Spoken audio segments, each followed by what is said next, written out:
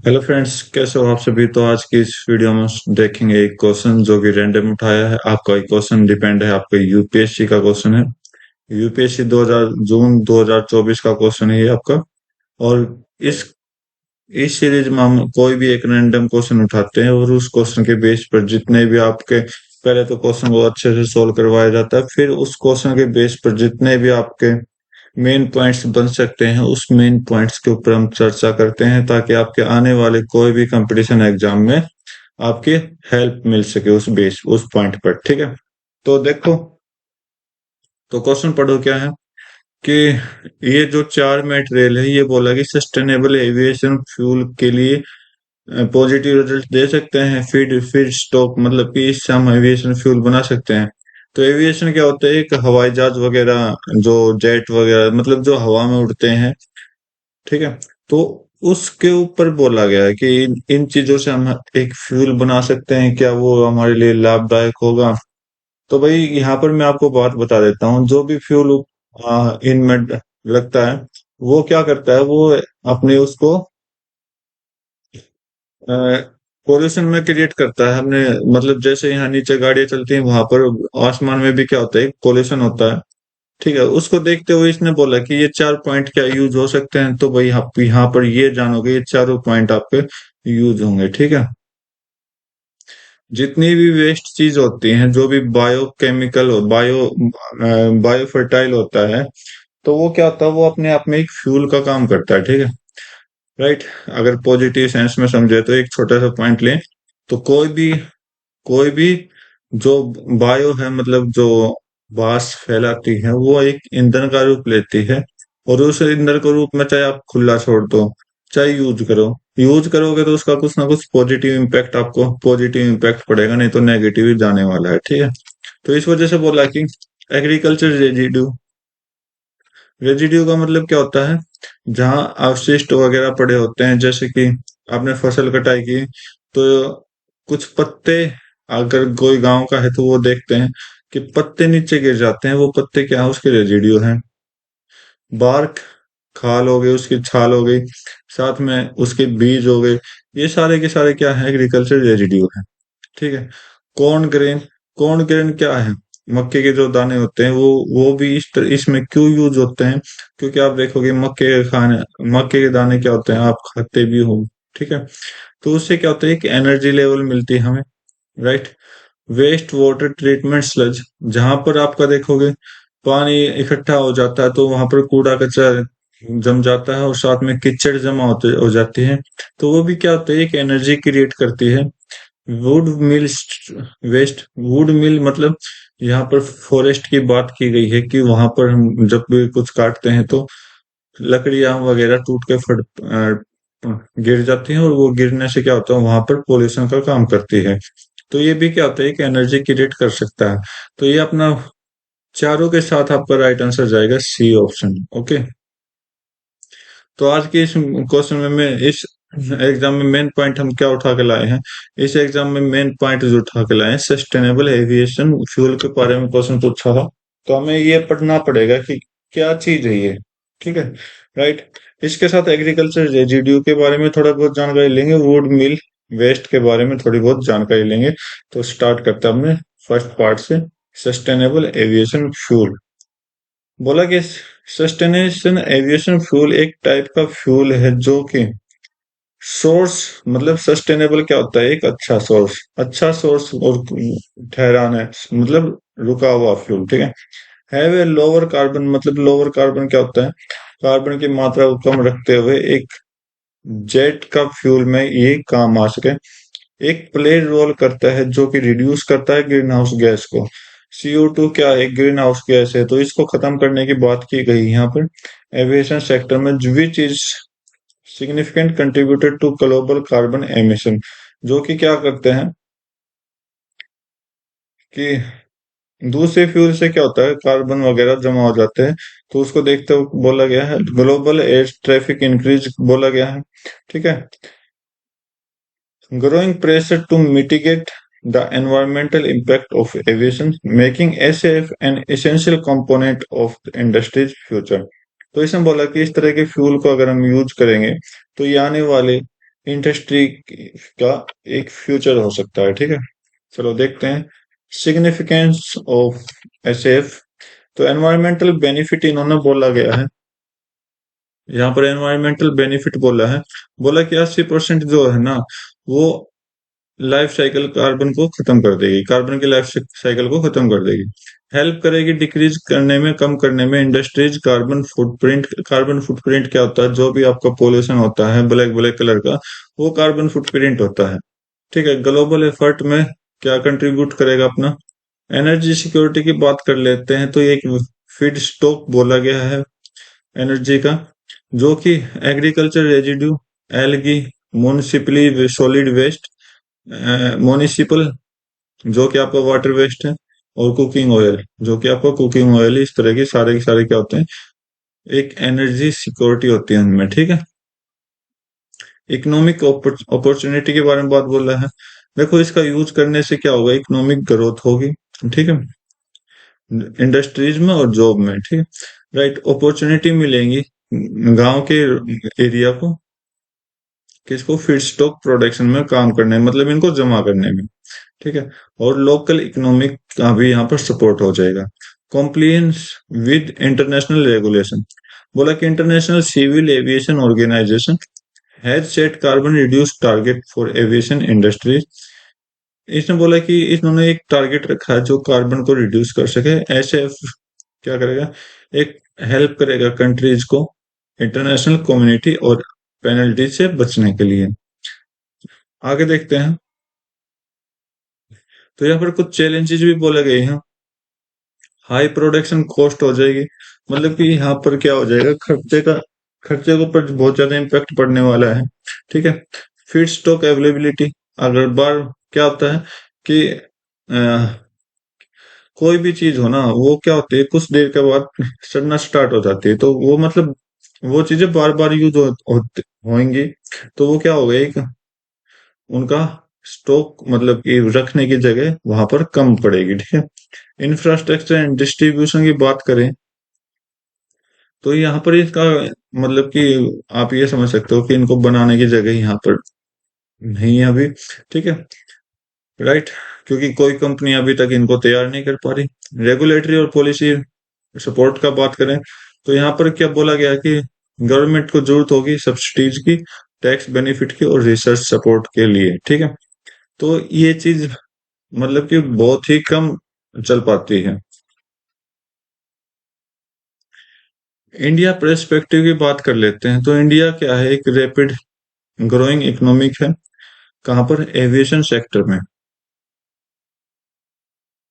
Significant करता है development of SF को, क्योंकि इस भारत में सबसे ज्यादा खेती बोला जाता है। ठीक है, exploring various initiative to promote the use of biofuel include SAF. Ministry of Civil Aviation के द्वारा इसको बायोफ्यूल के रूप में यूज किया जाता है। और एसएफ को इंटीग्रेट करने पर कंट्री क्या करती है, एविएशन फ्यूल को मिक्स करती है, किससे? एनवायरमेंटल गोल्स में। ठीक है, पोटेंशियल और फीडबैक की बात करें, फूड फीडबैक, तो यहाँ पर वास्ट एग्रीकल्चर बेस बोला गया है। Significant amount of agriculture waste converted into SAF. As Ministry of Civil Aviation ने बोला है कि हमें जो एनर्जी चाहिए वो हमारे लिए एग्रीकल्चर वेस्ट में ही काफी हो जाएगी। Additionally India tropical climate is conducive to cultivate the biofuel crops like algae and jatropha। Tropical climate क्या होता है? ट्रॉपिकल क्लाइमेट क्या होता है, तो आप समझिए, ये आपके इक्वेटर है, ये आप ट्रॉपिक ऑफ कैंसर है। तो यहाँ पर जितनी भी फसल्स वगैरह होती हैं, वो उसके बारे में बोला गया है। ठीक है, जैसे कि एल्गी हो गया, जेट्रोफा हो गया। पॉलिटिक्स पॉलिसी इनिशिएटिव के बारे में बात कर लेते हैं। बोला कि बायोफ्यूल को 2018 में एंगेज किया गया था, किसके लिए? बायोफ्यूल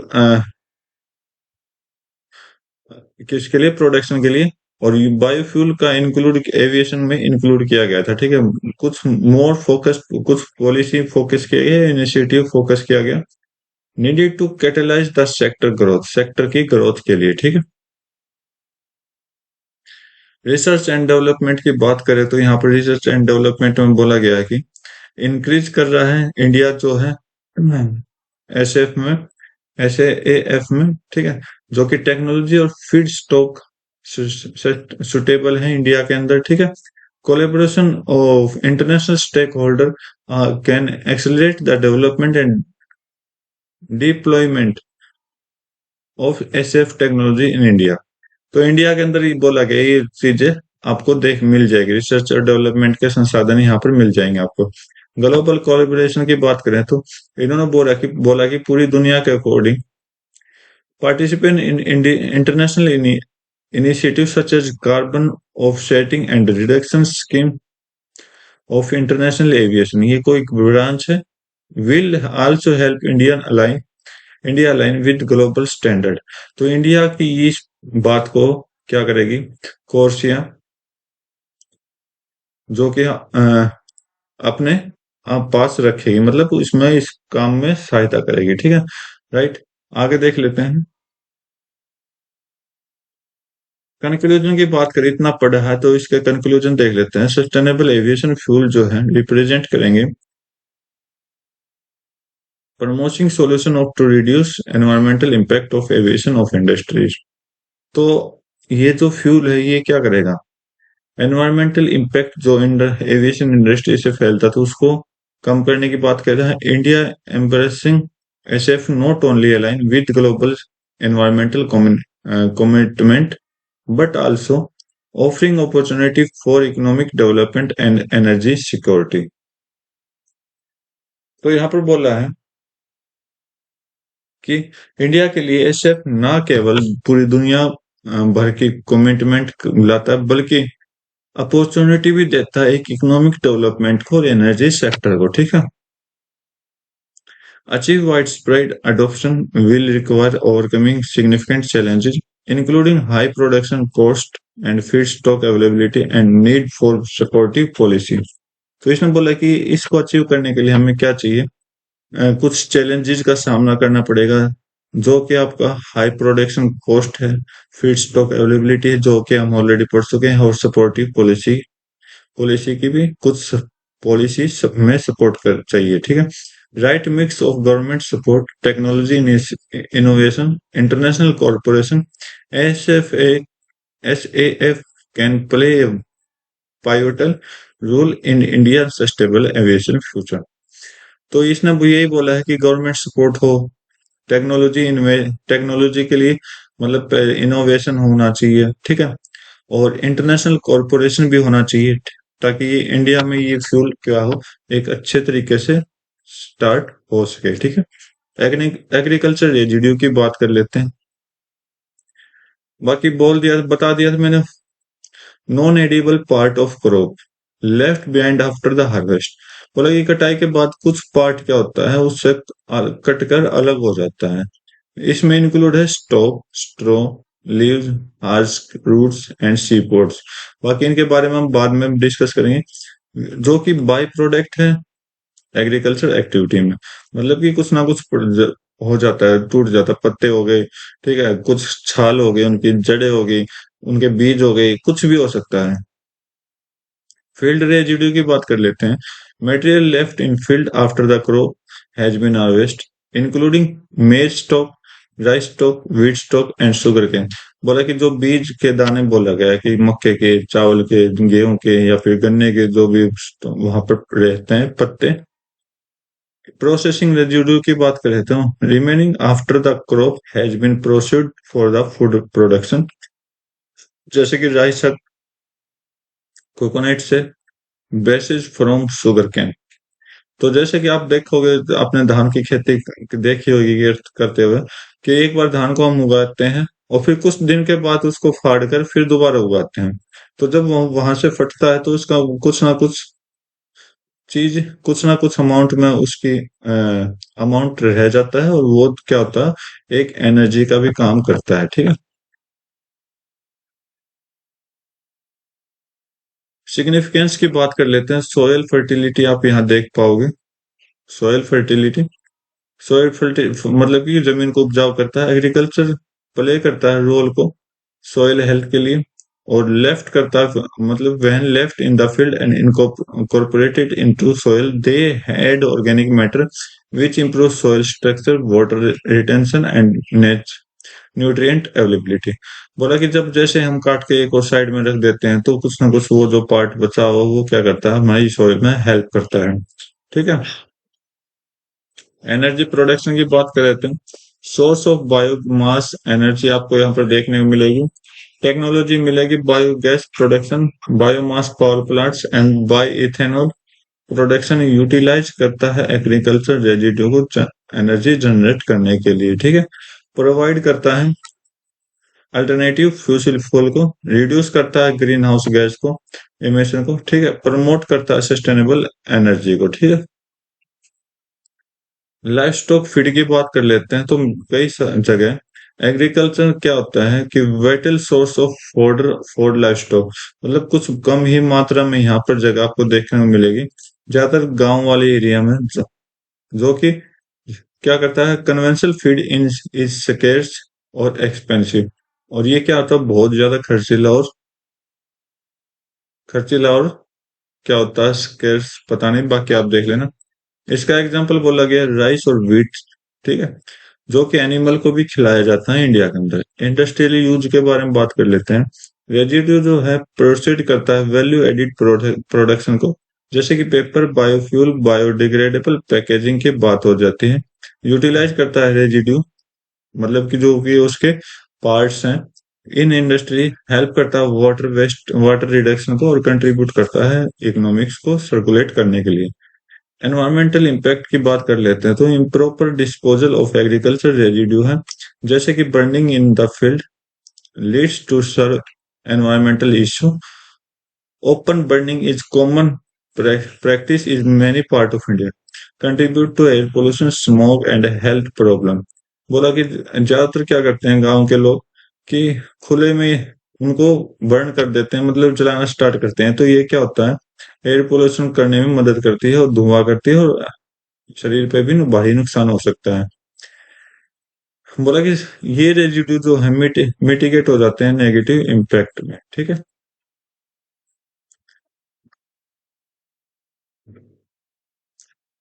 एग्रीकल्चर रेजिड्यू मैनेजमेंट के चैलेंजेस देख लो। लैक ऑफ फेयरनेस, मतलब कि बोला कि कई किसान या कई लोग ऐसे हैं जो कि उन पर ध्यान नहीं दे पाते, उनको जला देते, like burning which.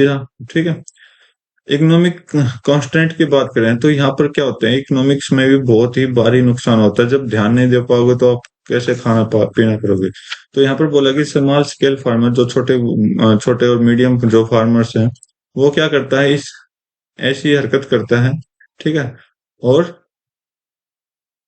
Technology barrier, यहाँ पर कुछ इशू बताया गया है टेक्नोलॉजी का भी। ठीक है। पॉलिसी और इंस्ट्रक्शन की बात कर लेते हैं। तो नीड फॉर बेटर पॉलिसी, एक बेटर पॉलिसी चाहिए इस पर काम करने के लिए। इंफ्रास्ट्रक्चर चाहिए एक, जो कि सस्टेनेबल मैनेजमेंट को सपोर्ट करे और यूटिलाइज करे एग्रीकल्चर रेजिड्यू को। ठीक है। इंक्लूड करता है provide subsidies for residue management equipment, developing market for residue based product and encourage research and innovative in field. तो कुछ बोला कि पॉलिसी बनानी चाहिए जो कि आपके ये जो पार्ट्स हैं जो बेकार हो चुके हैं उसको एक अच्छा सा अच्छे तरीके से यूज करने का, लेकिन ऐसा कुछ है नहीं, पर बनाने चाहिए ये बोला है। ठीक है। गवर्नमेंट इनिशिएटिव की बात कर लेते हैं। तो national policy on crop residue management, जो कि प्रमोट करता है in situ management crop residue के लिए, मैकेनिज्म करता है, जैसे कि happy seeder and super straw management system. तो इस तरह के क्या होते हैं, ये पार्ट्स इनिशिएटिव होते हैं, पॉलिसीज होते हैं जो कि आपका यूज किया जाता है सुपर स्ट्रो और हैप्पी सीडर के रूप में। ठीक है। Submission on agriculture mechanism, SMAM, submission on agriculture mechanism क्या बोलता है कि ये प्रोवाइड कराता है क्या, फाइनेंशियल असिस्टेंट टू फार्मर। मतलब कि क्या होता है, कई बड़ा काला होने पर क्या होता है, पैसे नहीं मिलते हैं खेती के, तो वो उस तरह से मैनेजमेंट उनको ख्याल रख पाता है। ठीक है। प्रधानमंत्री किसान ऊर्जा सुरक्षा एवं उत्तम महाभियान मतलब कुसुम के बारे में बात की। कुसुम का मतलब किसान ऊर्जा सुरक्षा एवं एवं उत्तम महाभियान, ठीक है। ये स्कीम क्या करती है? Use of agriculture residue for energy generating through biomass power plant. Biomass power plant के द्वारा मतलब एनर्जी क्रिएट किया जाता है जो कि उनके पार्ट्स होते हैं, ताकि रिड्यूस हो सके किसके dependence on fossil fuel. Right. National mission of sustainable agriculture, ये क्या करता है? एक मिशन होता है सस्टेनेबल एग्रीकल्चर प्रैक्टिस का, मतलब उस पर काम किया जाता है प्रॉपर मैनेजमेंट का द्वारा, और प्रमोट करता है सॉइल हेल्थ को, रिड्यूस करता है एनवायरमेंटल पोल्यूशन को, ठीक है। आगे देखते हैं कंक्लूजन। इतना ज्यादा पढ़ा है तो कुछ ना कुछ कंक्लूजन भी पढ़ना पड़ेगा। एग्रीकल्चर रिड्यू करता है hold immense potential if manage sustainably. बोला कि ये रेजिड्यू इंपॉर्टेंट होते हैं ताकि अपने मैनेज कर सके सस्टेनेबल को, ठीक है। They can contribute to improving soil health, generating renewable energy, providing livestock feed, support various industry. तो ये चीज हम ऑलरेडी पढ़ चुके हैं। ये क्या काम करेगा? सोइल हेल्थ की इम्प्रूव करेगा, रिन्यूएबल एनर्जी को जनरेट करेगा, और लाइफ स्टॉक फीड और कुछ इंडस्ट्रीज के लिए यूज होगा, ठीक है। To fully realize that these benefits they are, there is need for increased awareness, better technology access, supports policy and infrastructure development। तो बोला कि अगर हमें पूरी तरह से इसका फायदा उठाना है तो हम इंक्रीज करेंगे इसके मतलब अवेयरनेस, जानकारी, जागरूकता इंक्रीज करेंगे। साथ में एक बेटर टेक्नोलॉजी एक्सेस होना चाहिए, सपोर्टिव पॉलिसी होनी चाहिए, और इंफ्रास्ट्रक्चर डेवलपमेंट का यूज होना चाहिए। Proper management of agriculture residue is essential not only for enhancing agriculture productivity but also for protect the environment and promote sustainable development। इसने बोला कि प्रॉपर मैनेजमेंट एग्रीकल्चर के लिए हमें ना केवल एग्रीकल्चर प्रोडक्टिव पर ध्यान देना चाहिए बल्कि एनवायरमेंटल और उसके प्रमोट करने, उस एनवायरमेंट को प्रोटेक्ट करने मतलब सुरक्षा करने और उसको प्रमोट करने में हमें अपना पूरा योगदान करना चाहिए, ठीक है। राइट। वुड मिल वेस्ट के बारे में देख लो। वुड मिल वेस्ट जो कि एक सौ मिल वेस्ट भी बोला जाता है, जिसे वुड प्रोसेसिंग वेस्ट भी बोला जाता है, रिफर करता है प्रोडक्ट जनरेट को processing of would in so mill and other would based industries.